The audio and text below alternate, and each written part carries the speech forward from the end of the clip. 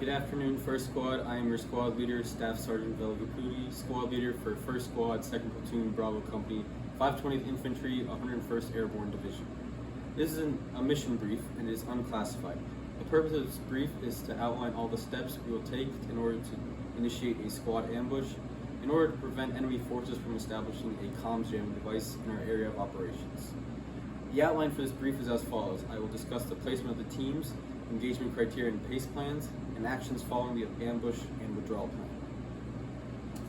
But first, some enemy analysis. We'll be fighting one North Torbian Infantry Squad, traveling in a CSK with potential dismounted capabilities.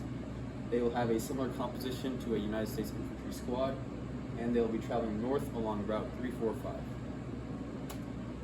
Moving on to the placement of our security team. This will be primarily composed of Alpha Team. On the strong side, we'll have the Alpha Team team leader and the Alpha Team AR. The team leader will have an AT-4, and on the weaker side of security, we'll have the Grenadier and the Rifleman. The reason why the stronger side is placed away from the likely enemy avenue of approach is because if we are to respond to a surprise attack, we'd likely want more firepower. As far as direct fire control measures for the security, we have TRP-2, which is a building, just to gauge when the enemy is possibly approaching so that they can alert the squad leader.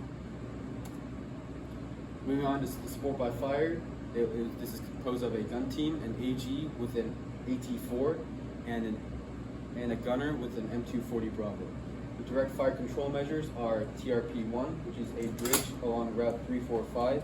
This serves as a primary way to canalize the enemy and unleash direct fires.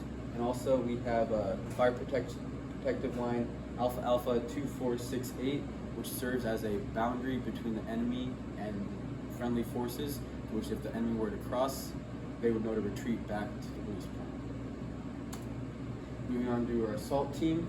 This is primarily composed of Bravo team and the squad leader. Their TRPs are also TRP-1, and they also have a fire protective line Alpha Alpha 123 Fowler. And immediately after the teams are placed, the squad leader, myself, will go into the kill zone and strategically implant 3 claymores that will then be used to trigger the ambush. The initiation of the ambush is as follows. The security element, most likely the weaker side, will alert the squad leader via salute report over the radio of oncoming enemy. However, if the comms are down, we will then transition this to VS-17 panels. If this doesn't get the squad leader's attention, we'll use a laser pointer, and lastly, for emergency plan, we'll use a runner to convey this information. The actual ambush triggering will be with a claymore. Again, if this is not working, the support by fire element will initiate the ambush via their AT-4, hopefully incapacitating the CSK.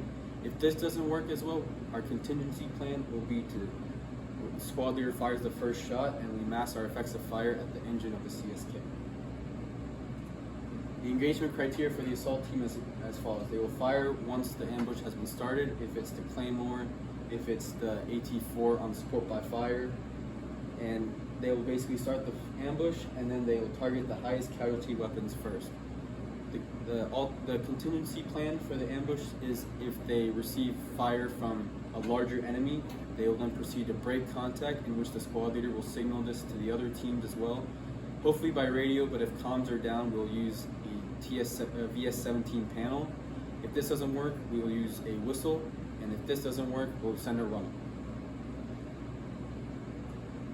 Our engagement criteria for our support by fire team, we will again start firing when the claymores are detonated. However, if this doesn't work, they'll have the alternate plan of the AT-4, and their contingencies are pretty much the same as the assault element. They will receive the news of break contact, they will break contact and retreat back to the ORP, and if they're taking indirect fires, they will simply get up and haul ass back to the ORP. For their general mission, our support by fire is provide general fire suppression with the kill zone, and the M240 Bravo will be firing rapid burst interchanging between 2 and 3 second bursts as needed. Engagement criteria for our security team is they will not engage unless ordered to do so by the squad leader. Their main job is to report any enemy activity that's in the area of operations. Their alternate plan, if there is actually an enemy approaching, they will alert the squad leader, hopefully by radio. If that's not working, VS-17 panels. and if that's not working, they'll just use a runner to convey to the squad. They will also seek to destroy the highest casualty producing weapon first. Again, that's only if they're engaged actively. Lastly, their contingencies and emergency plan are exactly the same as the other two elements.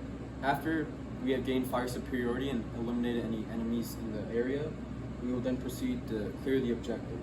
How this will work is the assault team and the support by fire team will then bound through the objective via team leader command, and then once at the LOA, they will all signal that they're at the LOA, and then they will proceed to gather lace reports. During this time, team leaders will also give sectors of fire. For the security elements, they will either radio their lace reports over to the squad leader, otherwise we can just get them while we're back at the release point. And then after lace reports are conducted, they will then proceed to send out EPW, aid and litter, and demo teams to search the objective, report any casualties, send up 9 lines, and lastly destroy all enemy contraband in the area.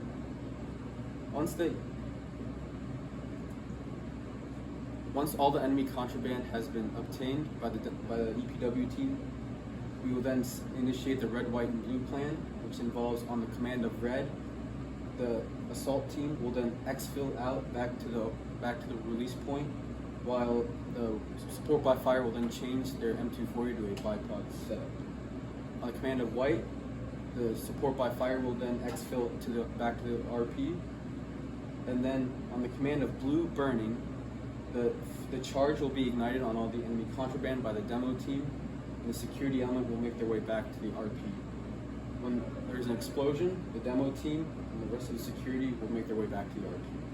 While at the RP, the squad leader will be counting each personnel off as they enter the building, or not the building, sorry, the area, and then once all enemy personnel are back, they'll do a final accountability check for all personnel and equipment before concluding the ambush.